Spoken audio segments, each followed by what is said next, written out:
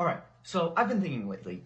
So my favorite season of the Yu-Gi-Oh anime is Arc 5. I love the archetypes it introduced, I love the story, and my favorite part of it, hands down, has got to be the Dimension Dragons. You know, representing our four major summoning mechanics at the time. And basically squishing them all in one deck, or at least you can. You can play them all by themselves, but you have a lot more fun if you play them all together. I love them. They're one of my all-time favorite sets of cards in all of Yu-Gi-Oh! But in hindsight, I kind of think it's a bit unfortunate how we never got a ritual, and especially in retrospect, a Link Dimension Dragon. Now, obviously, they couldn't have done this with the anime. There's no ritual season of the Yu-Gi-Oh! Anime for them to have based a dimension off of, because the only real ritual user we have is Alexis, and she's a GX character, a fusion character. And obviously, during the Arc 5 anime, Link summoning hadn't been invented yet. Although, imagine how crazy it would have been if Zark's, big play during the end of Arc 5 was inventing Link summoning, just creating another new summoning mechanic, like how he claims to have invented pendulum summoning. That would have been crazy. I really think that would have been cool for them to do at some point, where the new summoning mechanic gets introduced at the end of the season, focusing on one summoning mechanic.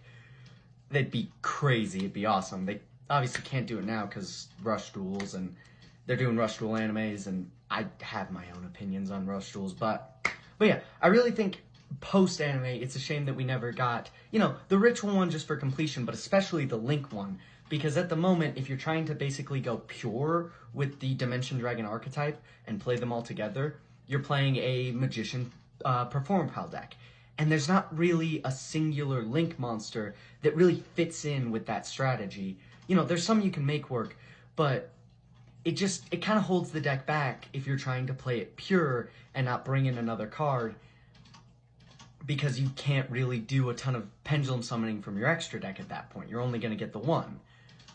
Which, to be fair, for balancing purposes, I absolutely love that they did that, but it's way better than Master Rule 4 was. But yeah, I think it's a shame that there's no Link Dragon, and, Ritual Dragon as well.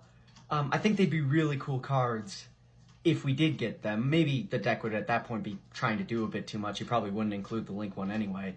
But I just think it'd be really cool to have a deck that could really, do every type of summoning.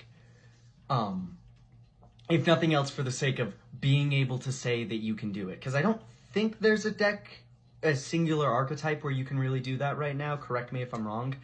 But yeah, I just think it would be really cool, and I think it's a shame that it hasn't happened.